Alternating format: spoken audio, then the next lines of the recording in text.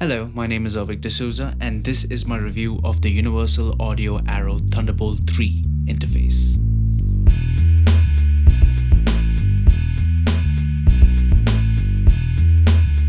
Introducing the UAD Arrow. Well, what do you get in the box? The UAD Arrow, a card, a piece of protective paper, and that's pretty much all there is. You have to buy the cable separately. The one I have here is from Belkin. It also comes with a bunch of free plugins, which I will talk about later. The build. I like the unibody metal chassis and the fact that it can handle spills all around it. In fact, I once dropped my coffee and the coffee seeped all around it, but nothing much actually happened. That was not surprising, considering the fact that the whole thing is made out of a single piece of machined aluminum. The knob is made out of metal and so are the buttons. I miss the beautiful machined knob of the UAD Apollo, but beggars can't be choosers. The connectors are pretty solid and have low tolerances. It has a large rubberized foot that is grippy as hell, but you will have to clean it up occasionally if it gets dusty to preserve the grip. The I/O. One Thunderbolt 3 port, 2 audio ins, 1 high Z in for guitar and bass, 2 audio outs and 1 headphone out. We shall address what's missing later though. The interface. Well, you have one knob, a few buttons and the screen. A lot of functionality is shared in between the buttons and the knobs, especially the big knob. You can switch between the input gains and the output and headphone volumes.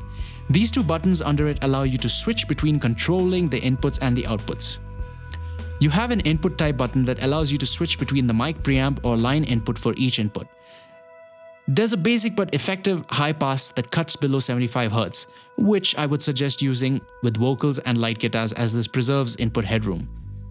There's a 48-volt phantom power switch that takes a second to start up, a 20 decibel pad for potentially loud inputs, a polarity button that lets you switch the input phase, and the link button which lets you control both inputs individually while switched off, or together by pressing the link button, making the separate mono inputs a single stereo output. The preamp button lets you switch between controlling the inputs, while the monitor button lets you select between controlling the speaker and headphone outs with the big knob. The screen. It is an LED graphic display that displays your individual input levels and your total output levels. You can switch between post-fader and pre-fader monitoring for this display within the UAD console. It also displays the status of your input chain and what input channel you currently are controlling, 1, 2, or both as a stereo input. A second ring display shows you the levels of what you have currently changed your focus onto, whether it be the inputs or the outputs. Muting the monitor changes it to red, while controlling certain plugins makes it become orange. Unison preamps. When used normally, they are clean and quiet. It'll make even cheap condenser mics sound far more expensive. Using a plug-in preamp in the Unison section of the channel strip within the UAD console will change the actual physical characteristics of the preamp. I mean, how crazy is that? It's supposedly like using the physical thing itself.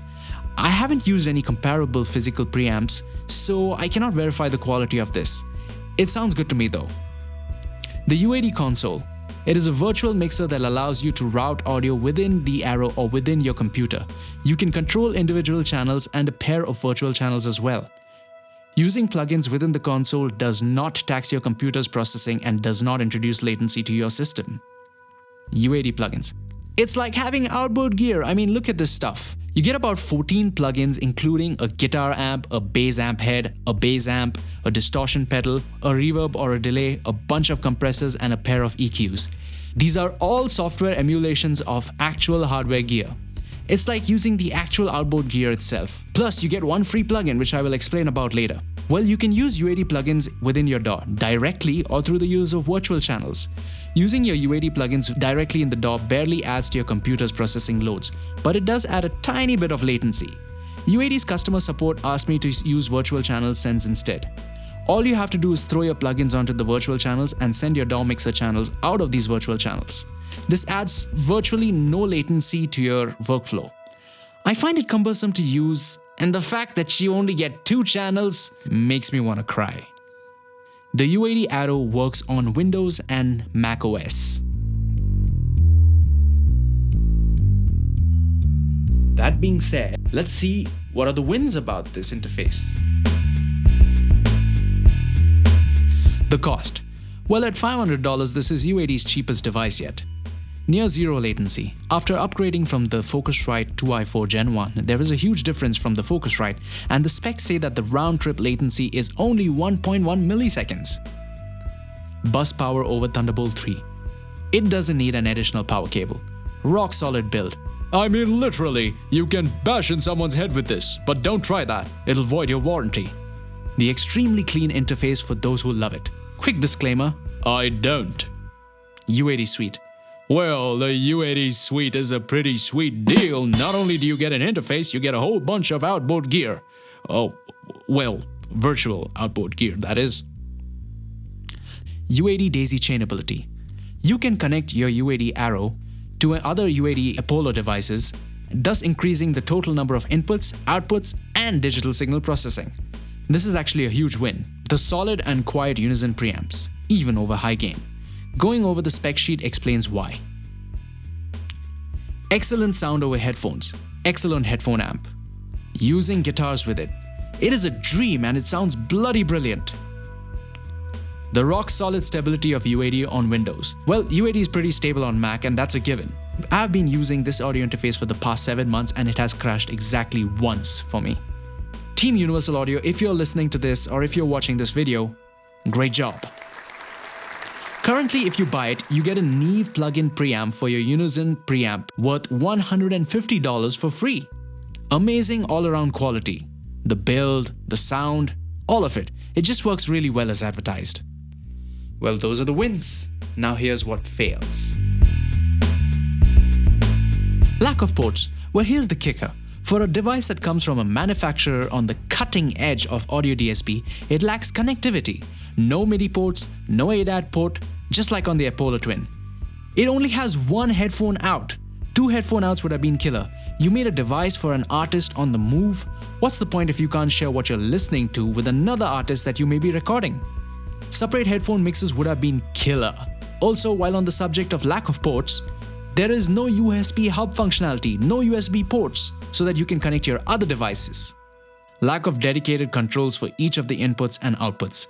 I'm not a fan of menu diving and secondary functions. I like having what you see is what you get on an audio device. But this is the UAD way. Lack of sufficient onboard DSP. Abysmal processing. Watch the processing limit. I mean, you can put 5 plugins into this before it crashes. It heats up a lot. Well, this is not a huge problem. Not a problem if you need a hand warmer in the winters. This knob had a defect. It actually scratches against the screen below. I actually had to put a piece of paper to prevent this. Well, this may just be me. Your mileage may vary. The UAD system is not for everybody. If you don't know about basic audio routing, you will need to go through a lot of YouTube videos and instructions. Potential issues with DAWs.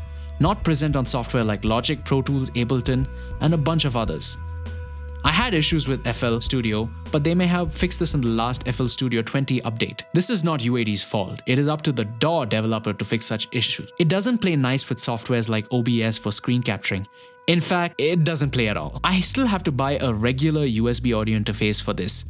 I'm not sure if this problem is there on the Mac OS, but I have seen people complain about it. You cannot use it with iOS or Android devices.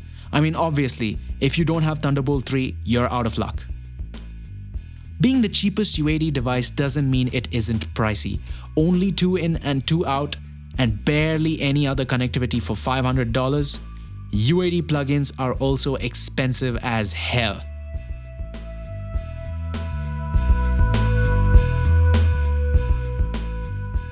So those were the wins and those were the fails. So who's this interface for? Well, I think it's actually for musicians who are kind of on the move, musicians who want to get stuff recorded quickly with really, really good sound quality, producers who may in the future want to invest in Universal Audio's bigger stuff. Because like I said, you could connect this interface to Universal Audio's other audio interfaces, the big ones that go in the racks. So that means it's an extremely expandable solution, you know? You get more of the processing, you can combine all the inputs and the outputs. That's actually a pretty decent thing. But then again is the high entry price for investing in Universal Audio stuff. So it's a bit of a hit and miss if you're trying to figure out whether this interface is right for you. I have it and I have no regrets having bought it because I do intend to invest in the Universal Audio ecosystem in the future. So you may be in the market for this interface and you figured out this interface is not for you. So here are some viable solutions. So well, if the UAD Arrow is not quite your style, here are some really good alternatives around similar price points. To save time, I shall simply display them on screen and have a copy of this in the description below. And that's that. Thank you very much. Thank you for watching this video. Well, this is my first YouTube review video and I don't know if I did a decent job with it, so why don't you let me know in the comments. And while you're at it, if you really like this video, do hit the like and subscribe button, and because that'll encourage me to actually post new videos. And if you did not like it, do the other thing and do leave your feedback in the comment section because that really helps me out anyway. Do share this with your friends if they find it relevant, and I'll see you in the next video.